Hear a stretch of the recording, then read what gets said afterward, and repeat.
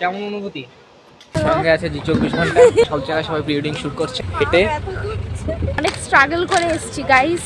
মেরে দেখতে চাস? আর আমার সামনে রানী। Hey guys, this is Vlogs of Sidhu Papai. Welcome to our channel. Welcome to another vlog. তো এখন যাচ্ছি কল্যাণী স্টেশনে, শ্রীপূর্ণা স্টেশনঘাট থেকে। তারপর ও আর আমি মিলে যাবো কলকাতা প্রিন্সেপ ঘাট, তারপর যাবো ভিক্টোরিয়া। তো দেখতে থাকো আজকে কি কি মজা আড্ডার জার্নি হয়। চারিদিকে কুয়াশা, কল্যাণী স্টেশনে পুরো কুয়াশা। যেখানে যাচ্ছি সেখানের অবস্থা কেমন শুধু অপেক্ষা সেটার দেখার। তোমরা থাকো পাশে, দেখি কি কি হয়। হ্যাঁ হ্যাঁ জানি, আসছে আসছে। তো ফাইনালি যার অপেক্ষা করছিলাম সে চলে এসেছে বিদেশ থেকে। এই যে দেখতে পাচ্ছেন, কেমন অনুভূতি বোঝাই যাচ্ছে। এরপর কোথায় যাই আমাদের সাথে থাকো, দেখতে থাকো। ভোর 4টের সময় উঠে রেডি হয়ে 6টার ট্রেন ধরে আমি গেছিলাম কল্যাণীতে। এই কলকাতায় যাওয়ার প্ল্যানিংটা আমাদের হচ্ছিল সেই 2022 থেকে, কিন্তু এই যাবো করে যাওয়াটাই আর হচ্ছিল না। কিন্তু এবার ভেবেছিলাম যে না, প্ল্যানিং যখন করেছি আমরা যাবই। সকাল 8:14 ট্রেন ধরে আমরা বেরিয়ে পড়লাম প্রিন্সেপ ঘাটের উদ্দেশ্যে। আর মাঝখানে আমি একটা লম্বা ঘুম দিয়ে নিয়েছিলাম, মানে ট্রেনে উঠেই ঘুমিয়ে পড়েছি। ঘুম থেকে উঠেই দেখি যে প্রিন্সেপ ঘাট চলে এসছে। আমি আগে কোনোদিন প্রিন্সেপ ঘাট যাইনি, কিন্তু হ্যাঁ, পাপাই আমাকে ছাড়া একা গেছিল। তখন থেকে আমি ওকে বলে রেখেছিলাম যে একদিন আমরা একসাথে যাব, কিন্তু ওই যে আমাদের ল্যাদের জন্য আর আমাদের যাওয়াই হতো না। যদিও আমি কলকাতা লাস্ট ঘুরতে এসেছিলাম বহু যুগ আগে, কারণ এখন আমি এতটাই বেশি ল্যাদখোর হয়ে গেছি, বাড়ি থেকে বেরোতেই ইচ্ছা করে না। তো আমরা ফাইনালি প্রিন্সেপ ঘাটে। এখন যেরকম গরম লাগছে, ওই ভেতরে গেলে আবার ঠান্ডা লাগবে। হ্যাঁ রে, সোয়েটারটা খুলবো কিনা বুঝতেও পারছি। দেখতে থাকো আরো কোথায় কোথায় যাই, কি কি করি, আমাদের সাথে থাকো। সঙ্গে আছে 24 ঘন্টা, হেভি আনন্দ। এখানে সবাই যেখানে দেখছি সব জায়গায় সবাই প্রি ওয়েডিং শুট করছে, ঠিক আছে, বঙ্গায় বাদে, কারণ কিরণ তো বিয়ে করবে না, স্পষ্টভাবে বলে দিয়েছে।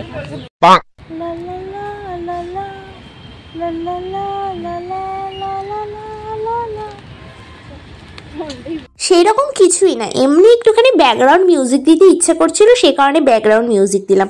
আর এখানে চারিদিকে সবাই কত সুন্দর সুন্দর প্রি ওয়েডিং শ্যুট করছিল, আর প্রি ওয়েডিং শ্যুট ছাড়াও আরও অনেক কিছুই করছিল। কিন্তু আমরা এখানে যেহেতু ফটো ভিডিও করার জন্য এসেছিলাম, তাও আবার কোনো রকমের কোনো ক্যামেরাম্যান ছাড়া, সুতরাং আমাদের একটুখানি প্রবলেম হয়েছিল। কিন্তু আমরা ট্রাইপড নিয়ে এসেছিলাম, সেই কারণে আমাদের ভিডিও ফটো তুলতে মোটামুটিভাবে সুবিধাও হয়েছিল। তবে এই ছেলেটাকে নিয়ে কোনো সুন্দর ভিডিও করা যায় না, কারণ এর মধ্যে সবসময় বেস্ট ফ্রেন্ড মেন্টালিটিটাই কাজ করে।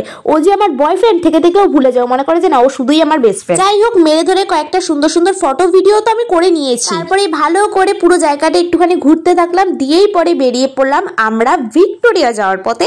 আর সেখানে যাওয়ার পথে হয়েছিল সব থেকে বড় প্রবলেম, মানে আমরা বাস ট্যাক্সি কোনো কিছুই পাচ্ছিলাম না।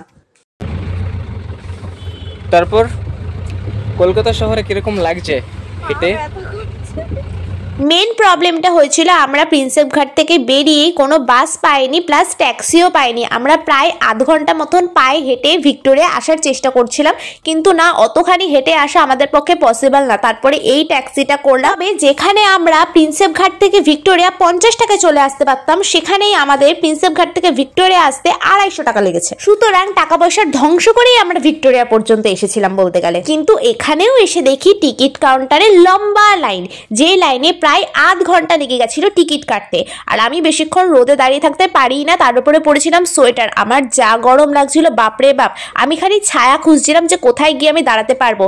আর আমার কাছে ব্যাগ, ফোন, ট্রাইপড সব কিছু ছিল, সুতরাং আমি যে সোয়েটারটা খুলে রাখবো সেটাও পারছিলাম না। পরে শেষমেশ ফাইনালি ও টিকিট কাটা হলো, আর আমরা এন্ট্রি করলাম ভিক্টোরিয়াতে। আমি ভিক্টোরিয়াতে বহু যুগ আগে এসেছিলাম, মানে প্রায় ওই 8 থেকে 10 বছর আগে। তখন ফ্যামিলির সাথেই এসেছিলাম, আর আমার তো এখন মনেও নেই যে ঠিক তখন কি ছিল আর এখন ঠিক কি নতুন করেছে। তবে এইটুকুনি মনে আছে যে তখন অনেক কিছুই ছিল না, যেগুলো এখন নতুনভাবে করেছে। ফাইনালি ভিক্টোরিয়া অনেক স্ট্রাগল করে এসেছি গাইস, টাকা পয়সা ধ্বংস করে। তবে টাকা পয়সাটা আমার মনে হয়েছে যে একটুখানি বেশি ধ্বংস হয়ে গেছিল। 50-100 টাকা হলে তাও মানা যেত, 200 টাকাটা সত্যিই মানা যায় না। কিন্তু কি আর করা যাবে, ততক্ষণে তো ধ্বংস অলরেডি হয়েই গেছিল। যাই হোক, ভিক্টোরিয়ার ভেতরে ঢোকার আগে আমরা বাইরেটা ভালোভাবে ঘুরে নিলাম, যে কি নতুন হয়েছে আর কি আগে ছিল। আমি আগেই তোমাদেরকে বললাম যে আমার অত কিছু মনে নেই, ওই টুকটাক মনে আছে। আর এই ছেলেটাকে দেখো, এর সব জায়গায় গিয়ে এরকমই করে। না না, ফাটবেই না, কিচ্ছু হবে না। মেরে দেখতে চাস? হ্যাঁ, মারিস না, তুই আর বেঁচে থাকবি না।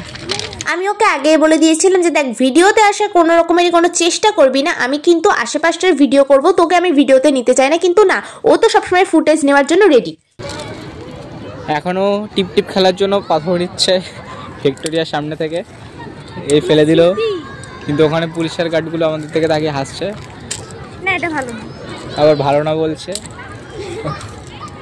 ওই যেখানে যাচ্ছি সেখানেই ভিড়, যেখানে যাচ্ছি সেখানেই ভিড়, এখানেও লম্বা লাইন। প্রথমে তো গেটই খুঁজে পাচ্ছিলাম না যে কোন দিক দিয়ে এন্ট্রি, অবশেষে খুঁজে পেলাম। যেহেতু আমি অনেক বছর আগে এসেছিলাম তাই আমার তো মনেও নেই যে ঠিক এন্ট্রির গেটটা কোন দিকে ছিল। আর এখানেও যেহেতু প্রচুর বড় লাইন ছিল, আমি লাইনে দাঁড়াইনি। আমি তোমাদেরকে আগেই বললাম যে আমি রোদে বেশিক্ষণ দাঁড়িয়ে থাকতে পারি না, সে কারণে তখনও পাপাইকেই লাইনে দাঁড়াতে হয়েছিল আর আমি একটা ছায়ায় গিয়ে দাঁড়িয়েছিলাম। তবে আমি জানি না ভিক্টোরিয়াতে কবে থেকে ক্যামেরা অ্যালাউ করেছে। আমি বহু যুগ আগে যখন এসেছিলাম তখন তো ক্যামেরা অ্যালাউ ছিল না। তোমরা যদি কেউ জেনে থাকো যে ঠিক কবে থেকে ক্যামেরাটা অ্যালাউ করেছে, মানে কত বছর আগে থেকে, সেটা অবশ্যই জানিও। তবে আমি তো ফার্স্টে গিয়ে অবাক হয়ে গেছিলাম যে বাবা ক্যামেরা অ্যালাউ আছে। এন্ট্রি করার টাইমে আমি ফোন টোন সবকিছু ব্যাগের মধ্যে ঢুকিয়ে দিয়েছিলাম, কিন্তু পরে এন্ট্রি করে দেখি যে ভেতরে সবাই ভিডিও করছে, তাই আমি একটুখানি ভালো করে ভিডিও করে নিলাম, কারণ শেষমেশ তো এই ভিডিওগুলোই স্মৃতি হয়ে থাকবে। আমাদের বাড়ি থেকে ভিক্টোরিয়া আসতে জোর গেলে 3 ঘন্টার আগে, সুতরাং বছরে 1-8 আসা যায়। কিন্তু আমার কেন যায় না, এক জায়গায় ওই 1 থেকে 2 বারের বেশি আর যেতেই ইচ্ছে করে না। সে কারণে ভাবলাম যে বেশি করে ফটো ভিডিও করে নিয়ে যায়, আমি আবার কোন যুগে আসি না আসি। তখনও এসে দেখবো যে অনেক কিছু চেঞ্জ হয়ে গেছে। এই ভিডিওগুলো যদি আমার কাছে থাকে তাহলে মিলিয়ে মিলিয়ে দেখতে পারবো যে অ্যাকচুয়ালিতে কি কি নতুন করেছে আর কি কি পুরনো ছিল। যাই হোক, ভিক্টোরিয়ার ভেতরটা আমরা তাড়াহুড়ো করেই ঘুরেছিলাম বলতে গেলে, কারণ আমাদের পেয়ে গেছিল ভীষণ খিদে, কারণ আমরা সারাদিন না খেয়েছিলাম। বাইরে থেকে কিছু খাবো না বলে আমরা সমস্ত খাবার দাবার বাড়ি থেকেই বানিয়ে নিয়ে গেছি। আর সোশ্যাল মিডিয়াতে তো দেখেইছিলাম যে ভিক্টোরিয়া এখন পুরোপুরি ভাবে পিকনিক স্পট হয়ে গেছে, সে কারণে আমরা বাড়ি থেকে চাদর নিয়েই গেছিলাম যে আমরাও ওখানে গিয়ে একটা ছোটখাটো পিকনিকই করে ফেলবো। আগে যদিও বা এটা এরকম ভাবে পিকনিক স্পট ছিল না, হ্যাঁ এখানে অনেকেই এসে টুকটাক খাবার দাবার খেত, কিন্তু শুধুমাত্র এই খাবার দাবার খাওয়ার জন্য বা পিকনিক টাইপের কিছু করার জন্য এখানে আসতো না। কিন্তু এখন এসে দেখলাম যে না, এই জায়গাটা পুরোপুরি ভাবেই পিকনিক স্পট হয়ে গেছে। এখানে এখন অনেকেই আসে ভিক্টোরিয়া ঘুরতে নয়, বান্ধবীদের সাথে বন্ধুদের সাথে পিকনিক করতে। কিন্তু আমরা যদিও বা পিকনিক করতে যাইনি, আমরা ঘুরতেই গেছিলাম। আর বাইরে থেকে কিছু খাবো না বলে বাড়ির থেকে খাবার দাবার বানিয়ে নিয়ে গেছিলাম, এর থেকে বেশি আর কিছুই নয়। তবে খাওয়া দাওয়া শেষ করার পর আরো যে সমস্ত সাইডগুলো আমরা ঘুরিনি সেই সাইডগুলোই গেছিলাম ঘুরতে। আর হঠাৎ করে এই জায়গাটা চোখে পড়ে গেল, এই জায়গাটা এত বেশি সুন্দর ছিল, এখান থেকে উঠতে আর ইচ্ছাই করছিল না। সামনে ভিক্টোরিয়া, সামনে ঝর্ণা, আর আমার সামনে রানী। এই মুহূর্তে হয়তো ওর মনে পড়েছিল যে ও শুধুই আমার বেস্ট ফ্রেন্ড নয়, ও আমার বয়ফ্রেন্ড, আমার সুনাম করাটা ওর উচিত। ফাইনালি অনেক হলো ঘোরাঘুরি, অনেক করলাম মজা আড্ডা।